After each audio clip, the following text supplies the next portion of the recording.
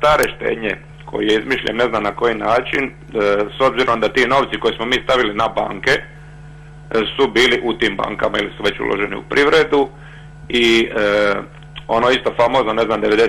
4. kad je bilo da se taj novac može podignuti, ali uz obezvređivanje 30%. Pa me zanima, jel se ikad može tražiti obeštećenje zbog tog zakona i zbog tih novaca koje... Evo, ja ću to pitati gospodina Kačinarija. Hvala. Moj polog je bio dioničarski. A ne ova? Ne, ali imao sam i takav slučaj, druga dva ugovora koji su bili dioničarski pa su ih proglasili starom deviznom štednjom.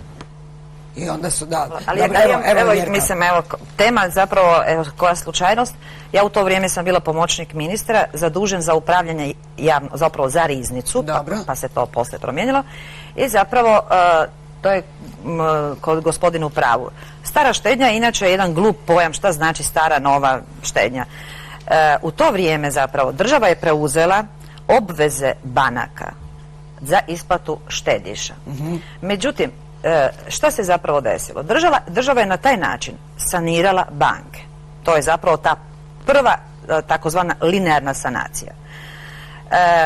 U to vrijeme, znači kad je zemlja bila u ratu, država umjesto da uzme agenta za javni dug, Narodnu banku, ona je javni dug prepustila bankama. Zapravo, što su banke učinile? Mi smo njima dali, odnosno država u to vrijeme, odnosno porezni obveznici, dali su bankama i aktivu i pasivu. I porezni obveznici Hrvatske su stvorili velike hrvatske banke i moćne hrvatske bankare. Tko je tu najveću cijenu platio? Platili su oni štednje. A ko je najviše zaradio? Mi znamo ko je platio cijenu. Banke. Prodajući staru deviznu štednju u uvjetima nesigurnosti, rata, neimaštine po diskontu od 40 do 60%. I zapravo, tko je najsiromašniji slojevi ovog društva? Znači, ljudi koji su trebali preživjeti. Oni koji su imali malo veće iznose, oni su... Odobravali menadžerske kredite. Apsolutno. Pazite, i u to... I davali menadžerske kredite, tako je. Jer šta bi se desilo, recimo, da država je emitirala obveznice i zapravo nije dala bankama i nije ih sanirala, ajmo reći, je to bio državni dug. Ona nije ništa dobila od nijedne sanirane banke, osim što je preuzela sve obveze, bez ikakvih osiguranja.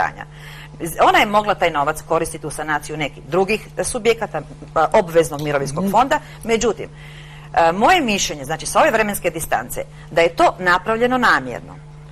Namjerno? Namjerno. Zato, zapravo, ili nije bilo znanja, ili je bila namjera. Znači, nema trećega.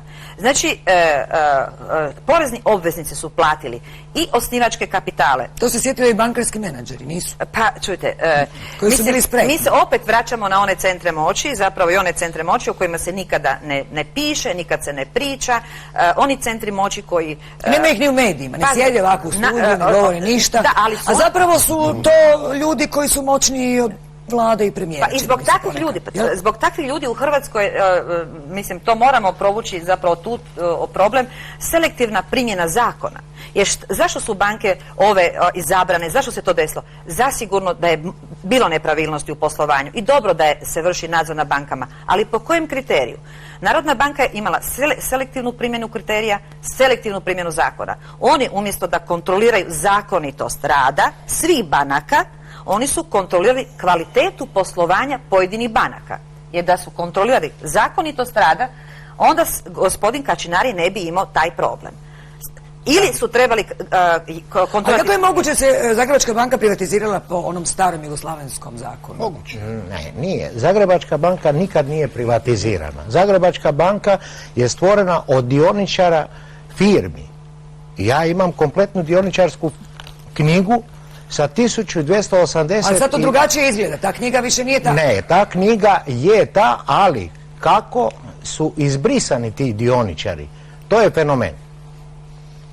To je fenomen, ali osim tih dioničara, oni su stvorili 60% dionica, 1.150.000 dionica.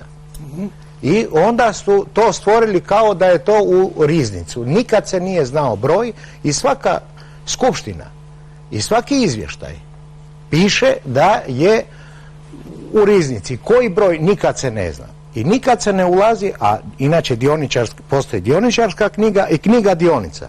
knjiga dionica na donosioca su štampali 50.000, oni u evidenciji imaju 11.325 komada. Ja imam 2 originalna, tu može se vidjeti.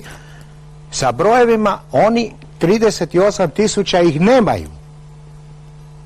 A 1.150.000 u tih, ja sam 164.000 dionice trebam biti posjednik.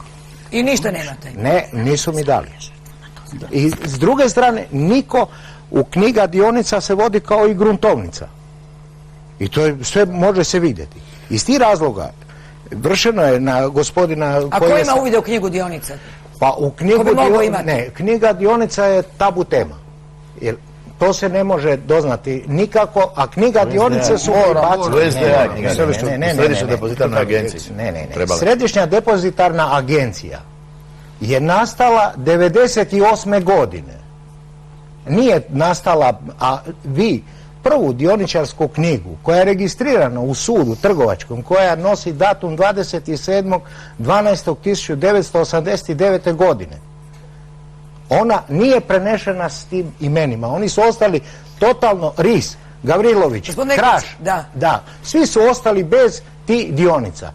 Ima točno čovjek koji je kupio firmu i traži 15.000 dionica. Nakon što su odvjetnici podnijeli i dobili verifikaciju da u sudu ta firma postoji i da je on vlasnik 15.000 dionica, poslano je direktoru u Zagrebačkoj banci. On ne želi razgovarati sa odvjetnicima, nek želi osobno s tim čovjekom. Taj čovjek se plaši otići na razgovor u banku. E sad ja postavljam pitanje... To je kako neki Primić.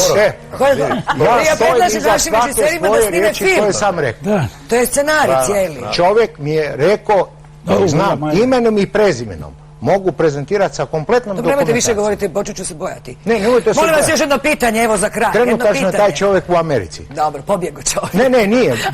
Šalim se. Imamo pitanje gledatelja. Dobro večer. Halo? Slušamo vas. Dobro večer. Ja se čujemo? Da, odlično. Htio sam, mislim, za tema jako zanimljiva, ono za par mjeseci ili godina sam se bavio tom temom, pa sam došao do nekih zaključaka i da zapravo nije pitanje nego komentar više, ako mi možete dopustiti reći ću, ako ne, neću. Samo izvolite. Ovako, po mom zaključku banke su zapravo od povijesti, od unatrag 300-400 godina, kad je nastao cijeli sustav Narodna banka, komercijalne banke kao piramida, banke su zapravo legalizirani perači novca.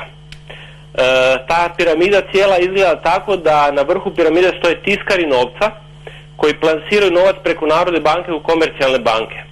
Tako da zapravo imate situaciju da je novac roba tog tiskarskog kruga, kako ga ja zovem, znači ljudi koji ste vi malo prije rekli da ih ne poznamo, ne vidimo i tako ne. Znači njima je u interesu da što više propagiraju i reklamiraju novac, jer onda novac postaje mjerilo svih ostalih roba.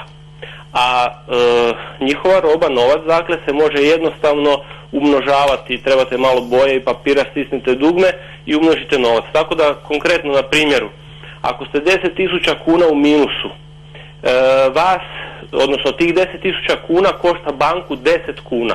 Zato jer jedna novčanica, ako samo pretpostavimo teoretski, jedna novčanica od 1.000 kuna da košta 1 kunu tiskanje, znači da smo, treba kod ljudi izazvati kompleks dužnika da bi cijeli sistem funkcionirao. Tom tiskarskom krugu je važno da reklamira novac i tomu služe recimo emisije kao što su Milijunaš ili ne znam koje još postoje za propagiranje novca. Ja se ispričavam, zanimljiva je teorija. I još samo da kažem jednu stvar, ako mogu, još jednu rečenicu. Jesmo na kraju, dobro? Da. Evo, čujem. Druga stvar je, znači tiskarski krug koliko je zainteresiran da novac uđe među ljude. Isto je tako zainteresiran da vrati novac sebi, zbog toga što ako taj novac ode negdje u neke slijepe džepove, da tako kažem, postoji opasnost da se iskoristi njegova moć za svrgavanje tiskarskog kruga. Dobro, moramo završiti. Ali ja vas samo da vas pitam, nemojte otići, jeste vi u minusu, imate i vi kompleks kao i ja? Da, apsolutno. Pa znala sam, zato to i proučavate. Laka vam noć, gledajte dalje Otvoreno. Idemo mi pogledati rezultate ovog našeg malog istraživanja koje smo večeras proveli da vidimo treba li Hrvatskoj jedna državna banka. Da, 95%, ne 5%. Bravo. O tome se dugo govori i u svim emisijama zapravo jest raspoloženje javnosti da se ima jedna nacionalna državna banka. Gospodine, vi ćete trebati se jako puno potruditi za ovu vašu agrobanku, jel tako, da se ona provede. Ali ja se nadam da evo premijer, njegovi ministri, da su gledali emisiju, gledaju Otvoreno i što je vaša štediševa gospođa rekla da emisija bi bila dobra kad bi mijenjala stvari, ali ja mislim da će se mijenjati stvari na bolje, da će javnost i glas javnosti ipak biti presudan mnogim stvarima. Mislim da će i ovo, da je velika hrabrost bila na ovom prvom sucu, odnosno prvom sudu, Visokom trgovačkom sudu u Zagrebu. Znamo li njegovo ime? Početak pravne države, obrazloženje je pisao gospodin sudac Šepić. Evo, čestitka sucu Šepiću. On je poznat u Visoki trgovački sud u Zagrebu. Presudio je na štetu države. U korist privatnog vlasništva. Država će kad tad morati vratiti ono što je otela, onda će dioničari odlučiti što će s tim dionicama na svojim legalnim organima, skupštini i tako. A što je bilo sa ovim sucima Trgovačkog suda koji su zvali MUP-i da im se Zagrebačka banka prijeti jer presuđuju protiv Zagrebačke banke? To je isti sudac. Nije to isti. Mislim da nije. Postoji jedna utješna vijest, a to je da je iz Hrvatske poštanske banke krenula inicijativa za pripajanje Croatia banke, a na temelju priznatih izgubljenih prethodno vlasničkih prava ovih malih dioničara. Pitanje je samo na koji način naći modus da se ta nominalna vrijednost na neki način smanji, jer nije ni moguće da ta nominalna vrijednost bude unesena kao nova. Tako je. Samo jedna rečenica, što je važno, među 553 dioničara su ljudi iz svih hrvatskih stranaka. Dakle, ne radi se ni o čijoj... Ali država kaže nije gotovo što je gotovo. Nego kad ja kažem. Nego kad ja kažem. Ne, kad sud kaže. Neće biti tako, sud je presudio i nema više žalbi ničega. Ima na 20 stranica žalba. Ali neće proći na Ustavnom sudu jer je upravo prošlo na temelju izdvojenog mišljenja sadašnjeg predsjednika Ustavnog suda. Hvala vam lijepo što ste bili gosti emisije Otvoreno. Sasvim sigurno razgovarat će se još dugo o ovim temama bankarstva. Gospodine Rački, ja vam doista želim uspjeha s obzirom da hoćete jednu banku koja je pratila agrar Slavonije, a Slavonci moraju u Europu i moraju se pripremiti za Europu. Ja se nadam da ćemo dobiti taj datum pregovora, taj dan D17. Ako ga ne dobijemo, moramo se svejedno pripremati jer nema nam